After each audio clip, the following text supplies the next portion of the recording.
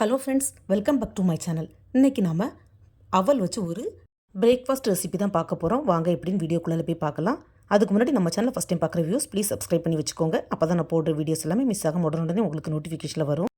மும்பையில் இந்த அவல் ரெசிப்பியை காந்தா போகா, லெமன் போகான்னு சொல்லுவாங்க. காந்தானா வேறு ஒன்றும் இல்லை, வெங்காயம் தான்.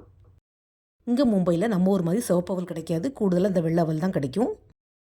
இதுலேயுமே லேசான அவல், திக் அவல்னு சொல்லிட்டு 2 டைப் உண்டு. நீங்கள் எந்த வெரைட்டினாலும் எடுத்துக்கலாம். நான் லேஸ் அவல் தான் எடுத்துருக்கிறேன். நான் ஒரு 2 உலக்கு அவல் எடுத்துருக்கேன். நீங்கள் உங்களுக்கு தேவையான அவல் எடுத்துக்கோங்க.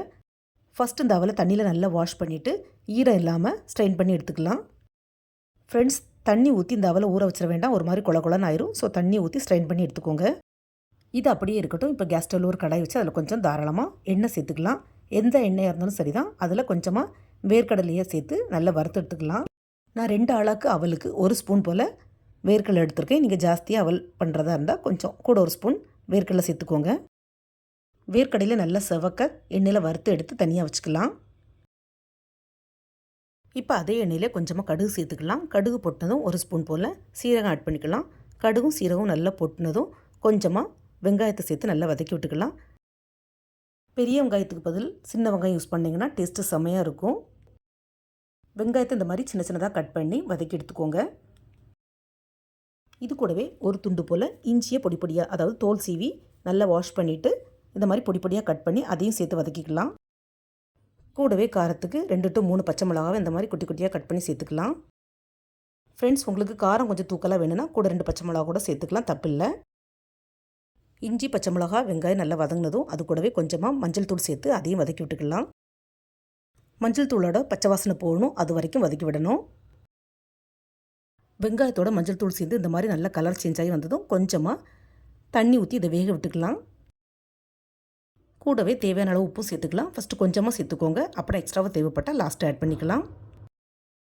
தண்ணி சேர்த்ததுக்கப்புறமா இது நல்லா கொதி வரணும். அதாவது நம்ம ஊற்றின தண்ணி 1க்கு பாதியாக சுண்டி வரும். இந்த ஸ்டேஜில் நம்ம ஊற வச்சுருந்த, அதாவது நனைச்சி வச்சுருந்த அவலை இது கூட சேர்த்துக்கலாம். அவலை சேர்த்து நல்லா மிக்ஸ் பண்ணி விடணும். அதாவது உதிரியாக வரணும், கட்டி கட்டியாக இருக்கக்கூடாது. சப்போஸ் ஊற வச்ச அவல், அதாவது வாஷ் பண்ண அவல் கட்டி கட்டியாக துண்டு துண்டாக இருந்ததுன்னா கை வச்சு நல்லா உறுத்து விட்டுட்டு இதில் சேர்த்துக்கோங்க. இந்த மாதிரி அவலை நல்லா மிக்ஸ் பண்ணி விட்டதுக்கப்புறமா நம்ம ஆல்ரெடி வறுத்து வச்சுருந்த வேர்க்கடலையை சேர்த்துக்கலாம். கூடவே ஒரு 2 to 3 ஸ்பூன் பொடியாக துருன தேங்காவை ஆட் பண்ணிக்கலாம். அதுக்கப்புறமா கொஞ்சமாக பொடியாக கட் பண்ண மல்லிக்கரையும் சேர்த்து நல்லா மிக்ஸ் பண்ணி விடணும். இந்த காந்தா போகா பண்ணுறது ரொம்பவே ஈஸி, அதே நேரம் டேஸ்ட்டும் ரொம்பவே சூப்பராக இருக்கும். ஆனால் நம்ம ஊர் சிவப்பவுலுக்கு பதிலாக உங்களுக்கு கிடச்சிதுன்னா இந்த வெள்ளை அவலையே ட்ரை பண்ணி பாருங்கள் ஃப்ரெண்ட்ஸ், அப்போ தான் நல்லாயிருக்கும். இது கூடவே கொஞ்சமாக பெருங்காயத்தூள், அதாவது இது ஆப்ஷனல் தான், இதையும் கொஞ்சமாக சேர்த்துக்கோங்க. அதுக்கப்புறமா கொஞ்சமாக பச்சை ஃப்ரெஷ்ஷான கருவேப்பிலையும் சேர்த்துக்கோங்க. கடைசியாக ஒரு பாதி லெமனோட ஜூஸையும் இந்த மாதிரி நல்லா ஸ்க்வீஸ் பண்ணி விட்டுக்கோங்க.